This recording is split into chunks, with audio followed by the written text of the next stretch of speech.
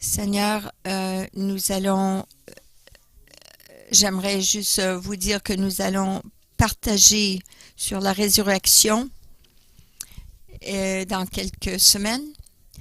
Nous avons besoin de la liberté sur la mort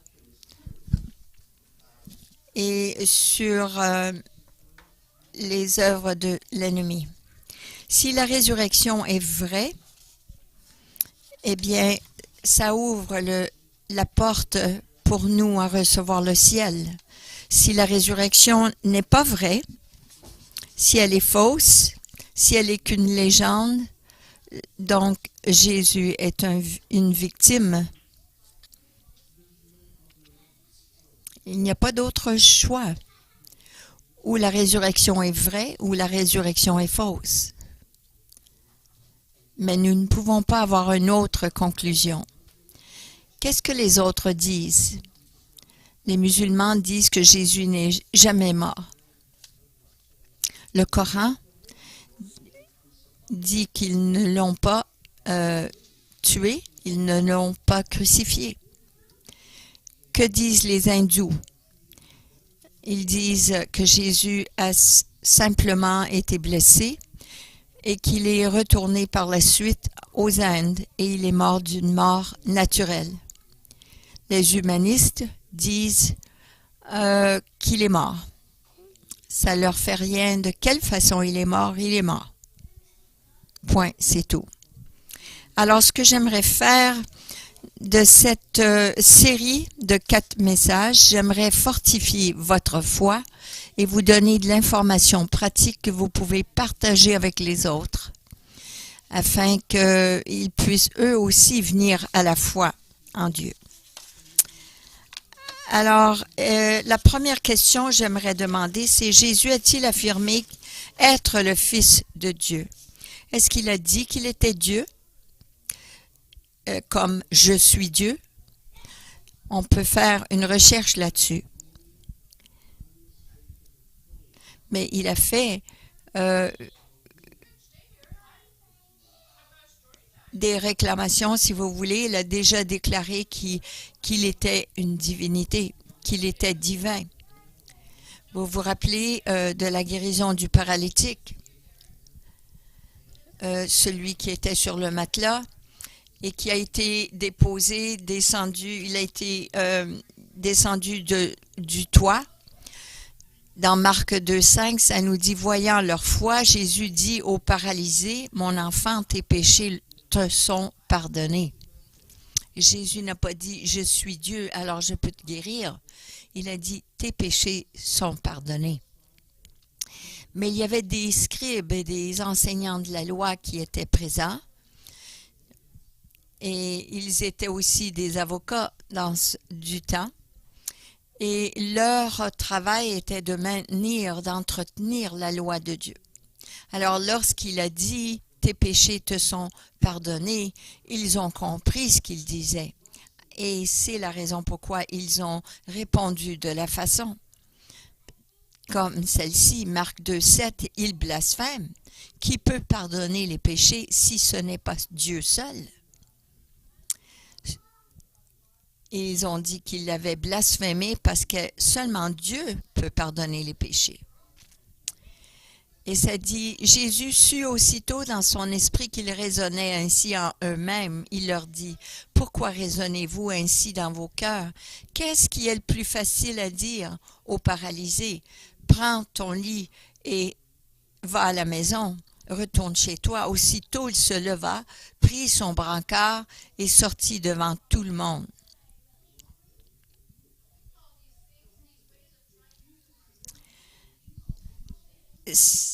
Il y a des gens qui disent que Jésus était juste un bon professeur moral.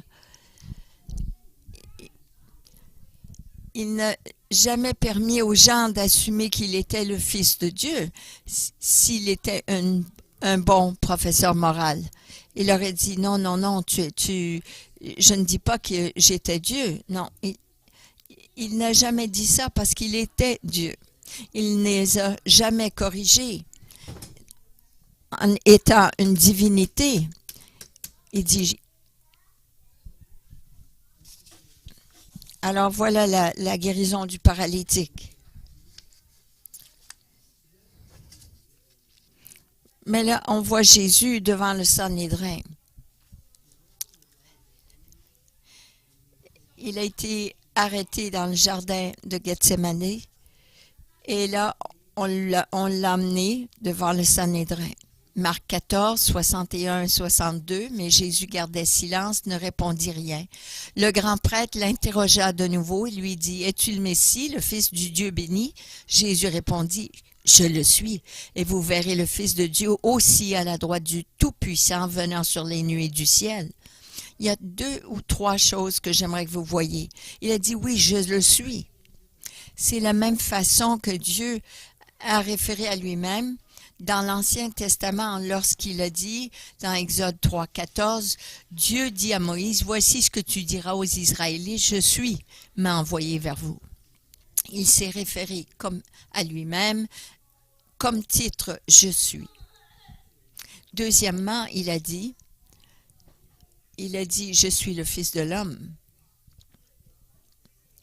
Dans Marc 14, 62, ça dit « Et vous verrez le Fils de l'homme assis à la droite du Tout-Puissant, venant sur les nuées du ciel. » Là encore, Jésus se réfère comme étant le Fils de l'homme, plus que d'autres titres dans les évangiles surtout. Et c'est aussi une référence au livre de Daniel qui dit, pendant que je regardais dans mes visions nocturnes, quelqu'un qui ressemblait à un fils de l'homme est venu avec les nuées du ciel. Il s'est avancé vers l'ancien des jours et on l'a fait approcher de lui. Dans ce passage, le Fils de l'homme est divin. Il est une figure divine. Il vient avec les nuées du ciel, avec l'ancien des jours. Donc, il est Dieu. Alors, il était dans la présence même du Père. Un peu plus tard, on voit ceci. Qui était l'homme? On lui a donné la domination dans Daniel 7, la gloire, le règne, et tous les peuples, les nations, les hommes de toute langue l'ont servi. Sa domination est une domination éternelle qui ne cessera pas et son royaume ne sera jamais détruit.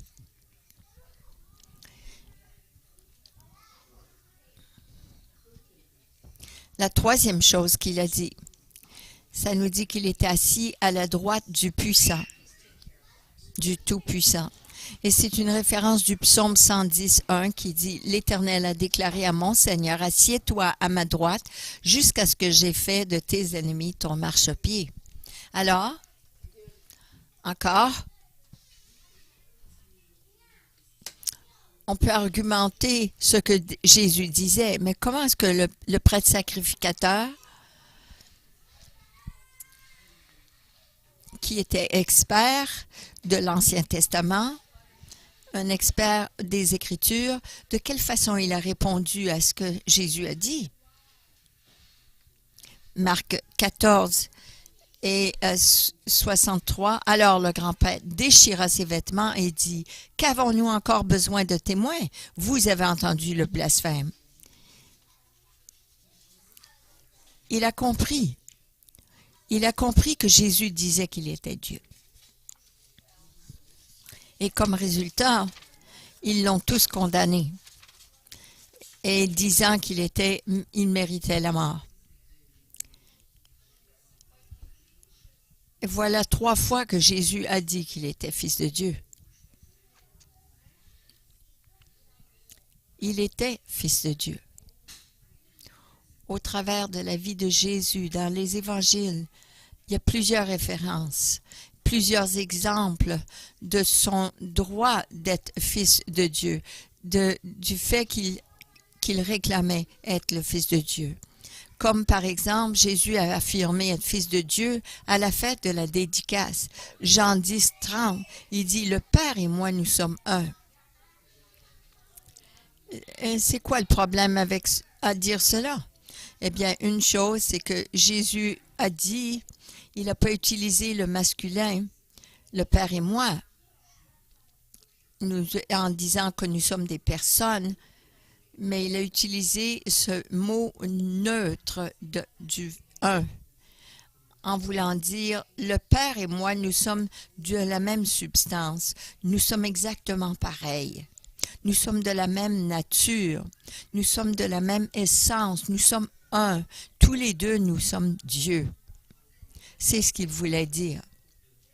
Et les gens peuvent se poser la question, dire, tu dis un petit peu trop, là, de quel droit est-ce que tu te prends de dire cela?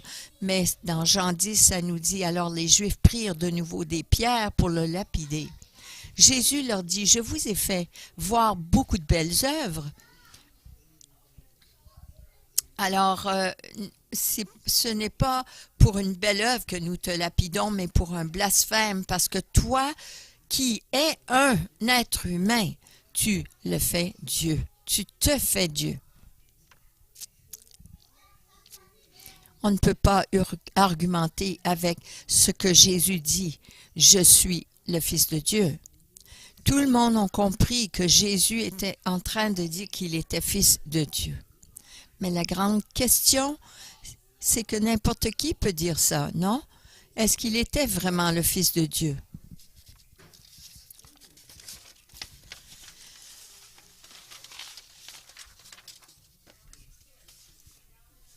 Dans 1 Corinthiens 15, 17, ça nous dit « Or, si Christ n'est pas ressuscité, votre foi est inutile. Vous êtes encore dans vos péchés. Votre foi n'est d'aucun effet. » Voilà comment c'est important à la résurrection. Si Jésus n'est pas ressuscité des morts, donc la vie chrétienne ou la chrétienté est fausse, parce que c'est l'événement central, c'est la résurrection. La bonne nouvelle est ceci, c'est que Jésus a fait tant de choses qu'il a dit par rapport à lui-même que nous pouvons faire chercher et investiguer par rapport à ses déclarations. Ça ne peut pas être pareil pour les autres, mais avec la vie chrétienne, avec le christianisme, Dieu voulait qu'on investigue et qu'on aille chercher si c'était vrai ou non. Alors, j'aimerais regarder 4 faits historiques concernant la résurrection.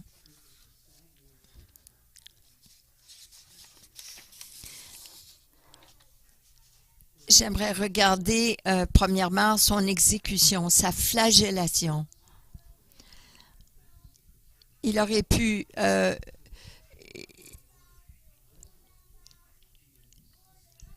il y a des gens qui peuvent dire que Jésus était ressuscité et non, il a participé à la résurrection.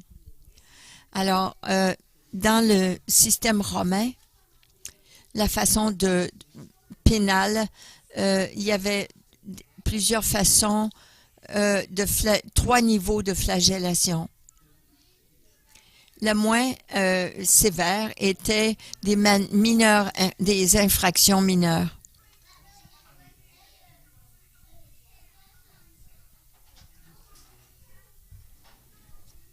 Et ça s'appelle un mot fustigatio.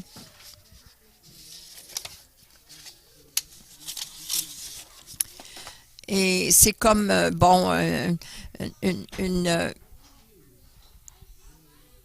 c'était utilisé seulement lorsque le prisonnier avait fait un crime léger.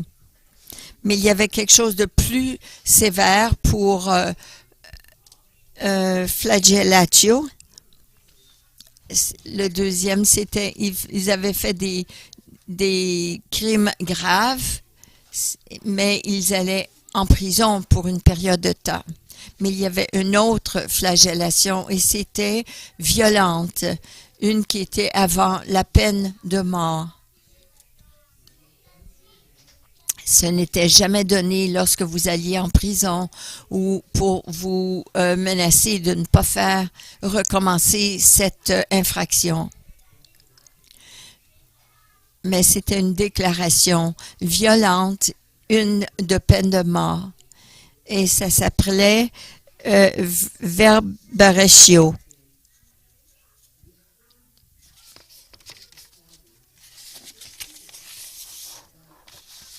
Ce troisième niveau de flagellation était tellement cruel que souvent dans la flagellation, le prisonnier mourait.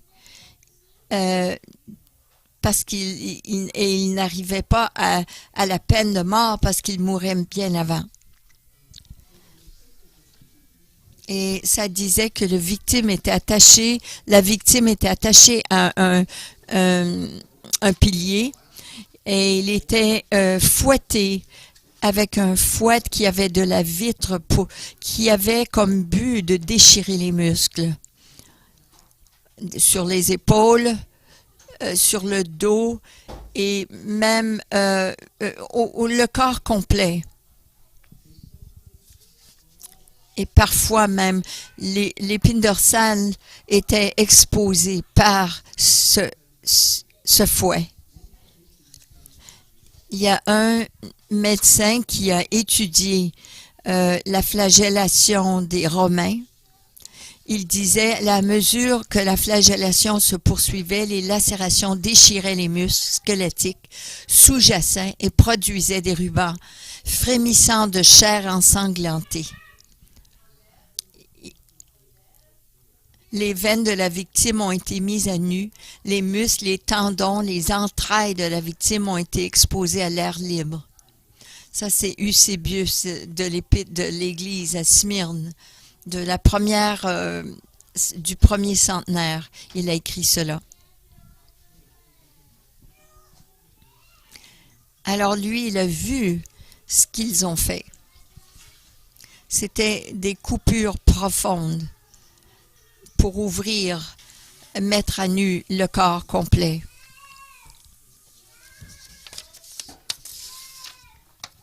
C'est cela que Jésus a porté pour nous.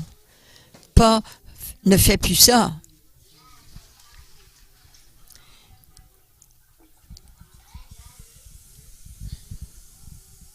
Est-ce que Jésus a subi la flagellation 2 fois? Il y a certains théologiens qui croient cela.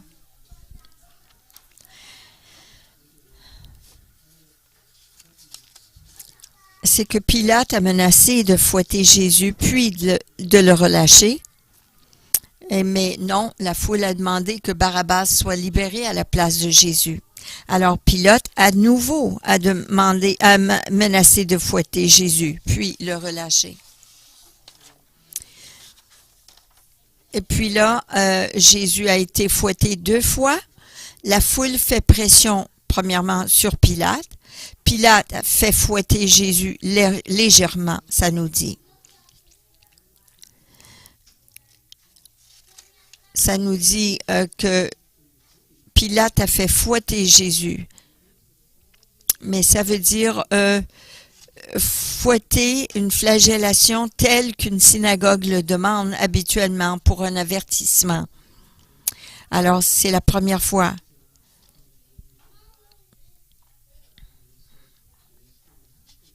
Ensuite, Pilate a essayé de libérer Jésus après cette flagellation.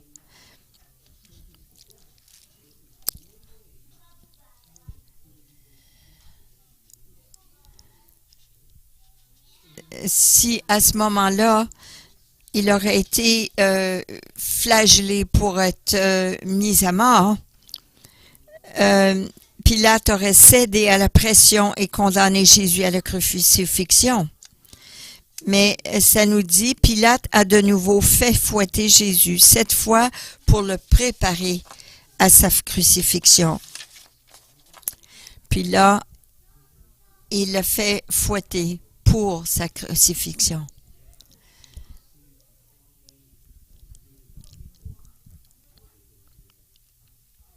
Et ça nous dit dans Matthieu, alors Pilate, c'est dans chapitre 27 et 26, alors Pilate le relâcha Barabbas, et après avoir fait fouetter Jésus, il le livra à la crucifixion. Le mot là, mot grec, c'est flagellou. C'est une flagellation infligée après qu'une peine de mort a été prononcée.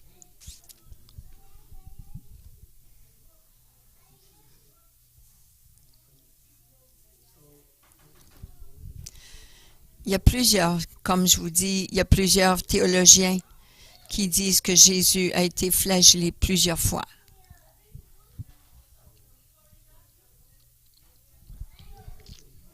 Rapidement, combien de coups Jésus a subi? Deutéronome dit, il ne lui fera pas donner plus de 40 coups en Deutéronome. Et les Juifs ne voulaient pas aller trop loin. Alors, ils ont dit, c'est pour cela que Paul, il mentionne en Corinthiens, 5 fois j'ai reçu des Juifs les 40 coups, moins 1. Mais ce n'est pas les Juifs qui l'ont flagellé, mais les Romains. Alors, on ne sait pas vraiment combien de coups il a reçu.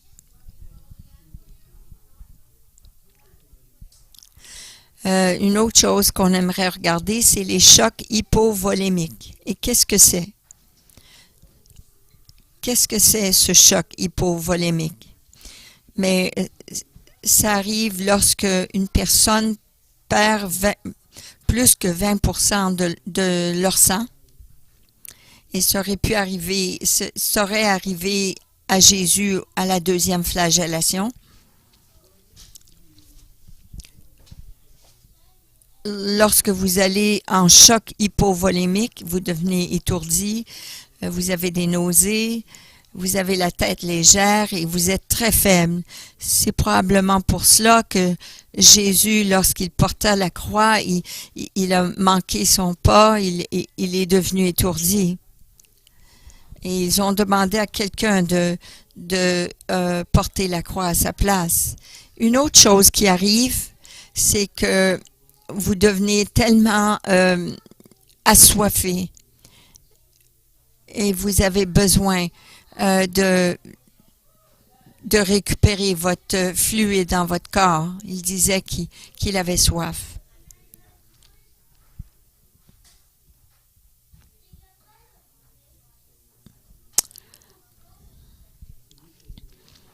Alors, un médecin qui a étudié la crucifixion, il a dit, en raison des terribles effets de ce passage à tabac, il ne fait aucun doute que Jésus était déjà dans un état sérieux, critique, avant que les clous ne lui soient enfoncés dans les mains et les pieds. C'est Dr Alexandre Métrel, cité dans le cas pour Christ. Le point est ceci, c'est que même dans la flagellation, même celle qui était romaine, beaucoup de gens n'ont jamais survécu la flagellation. Et lui, d'avoir eu 2 flagellations, c'est difficile de croire.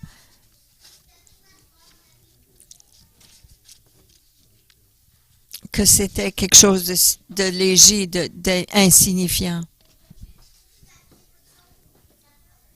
J'ai partagé beaucoup de détails historiques, bibliques, mais j'aimerais que vous pensiez à ceci. La souffrance que Jésus a endurée afin que vous et moi, on soit pardonnés. C'est incroyable. Je me rappelle avoir lu, lorsqu'on a fait Jim Caviezel était celui qui a fait un commentaire qui faisait Jésus, le caractère dans la passion du Christ. Et on lui avait mis du plywood à la fin dans son dos. Et on disait de frapper le plywood. Et le gars a manqué son coup et il a frappé Jim Caviezel sur le côté. Et ça, c'était un fouet. Jésus a pris au moins 39 coups pour vous et moi.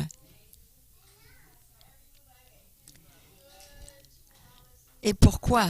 Parce qu'Hébreux 9, 22 nous dit, sans le sang versé, il n'y a pas de pardon.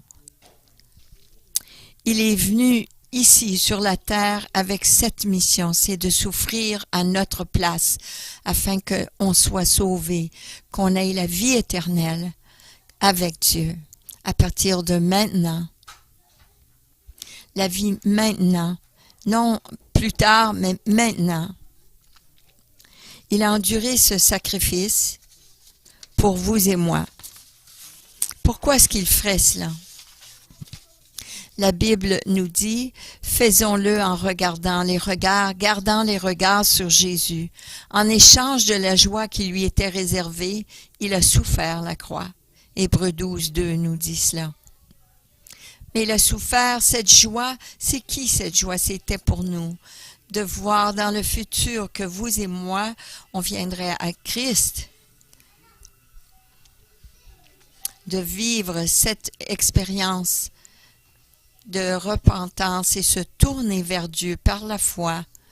Et c'est cette scène-là dans le futur qui lui a donné cette joie, qui lui a permis de souffrir et endurer la croix à notre place.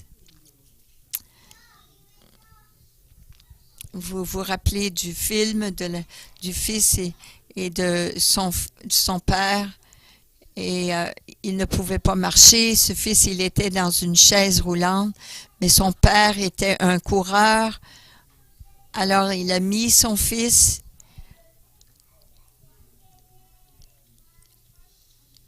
et il a couru avec son fils. Il l'a mis dans un bicycle. Par la suite, il l'a mis dans un bateau. Et après, il a fait une course à pied avec le fils. Et je peux croire, comme père qui a 4 enfants, je ne peux pas m'identifier à cela. Je ne peux pas me voir donner toute ma vie pour courir avec mon fils. Moi, je ne peux pas m'imaginer faire cela. Ce degré de sacrifice à m'entraîner pendant des années pour que mon fils puisse vivre un petit peu d'air, d'oxygène, de vent dans sa figure pendant que je cours. Est-ce que vous feriez cela? Oui, c'est inspirant, mais je ne peux pas m'identifier à cela. Au degré de sacrifice.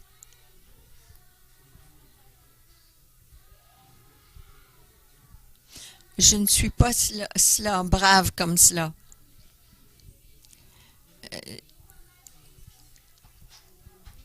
Et je ne crois pas que je vivrai cela pour mes enfants.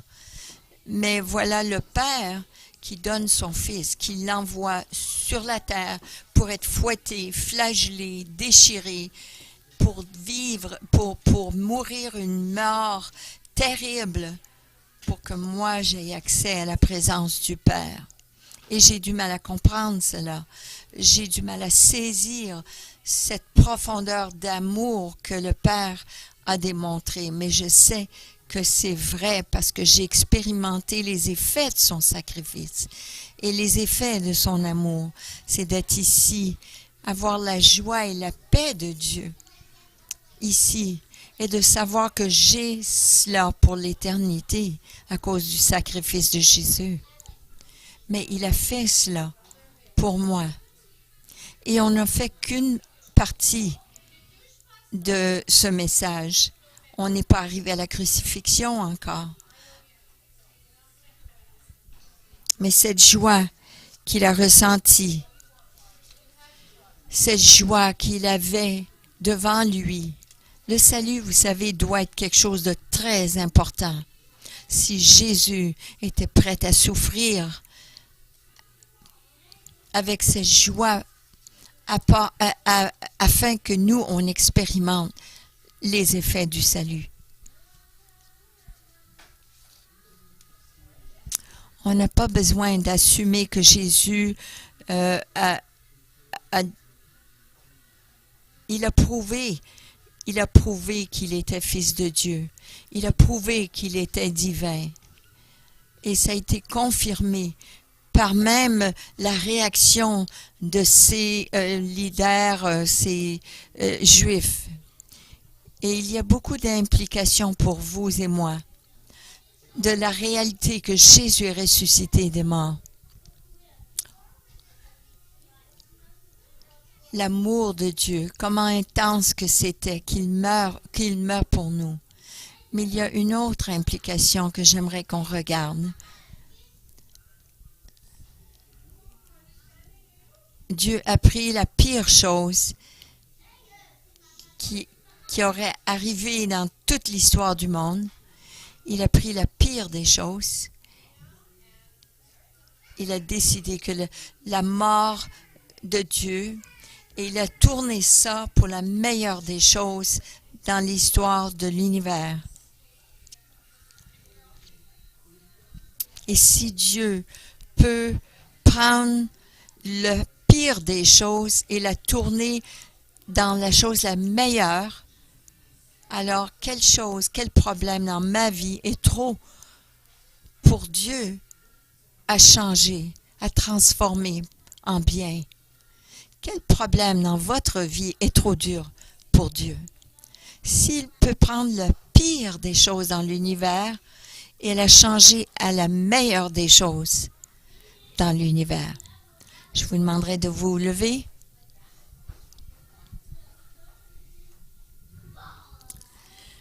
Vous pouvez prendre une de ces deux applications où vous devenez dépassé par l'intensité de l'amour que Dieu a pour nous, qu'il était prêt à donner son Fils et que son Fils était prêt à se livrer pour souffrir une mort pour que moi, je sois sauvé.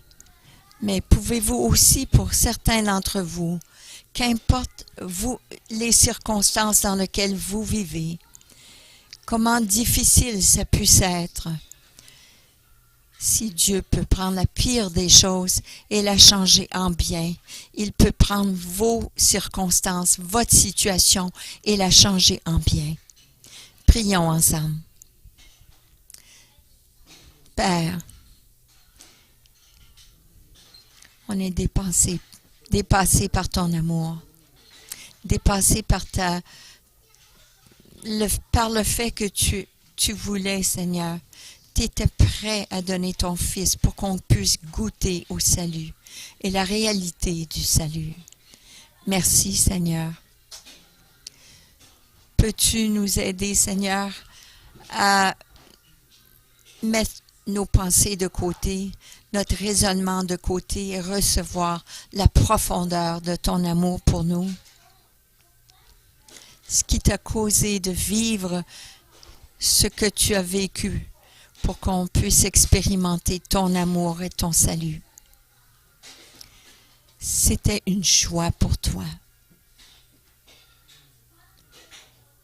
Seigneur, je pense au chant qui dit « Je serai toujours reconnaissant. Je serai toujours reconnaissant pour tout ce que tu fais pour nous, tout ce que tu as fait. » Et je pense à ceux qui vivent des circonstances difficiles. Ils pensent « Oh, c'est trop pour moi. C'est au-delà de mon habilité de vivre cela. » Peux-tu nous aider à réaliser aujourd'hui que si tu peux tourner la mort de ton Fils à les meilleures des nouvelles, tu peux certainement prendre ce défi que je vis et le transformer en bien. Il se peut que c'est la maladie, des choses familiales, un manque d'emploi, les relations, il se peut que ça soit financier, qu'importe ce que c'est. Toi, Seigneur, tu peux changer cela pour le bien. Tu peux le changer en bien. Nous prions maintenant que tu remplisses nos cœurs avec foi, avec attente et avec confiance que oui, certainement, tu vas le tourner en bien, parce que ta promesse est cela, que tu vas le changer en bien pour ceux qui se confient en toi. Tu vas changer les choses en bien pour ceux qui te font confiance. Nous choisissons de te faire confiance aujourd'hui. À savoir que le même Père aimant qui a envoyé son Fils pour payer la dette de nos péchés est le même Père aimant qui veut nous racheter notre situation aujourd'hui. Nous te faisons confiance. Aide-nous par ta grâce d'être sécures dans notre confiance afin que tu tournes ces choses pour le bien. Nous prions cela au nom de Jésus. Amen. Saisissez cela. Seigneur, nous te faisons confiance. Ton grand amour que tu as déversé pour nous prouve que on peut te faire confiance. Au nom de Jésus. Et le peuple de Dieu dit Amen.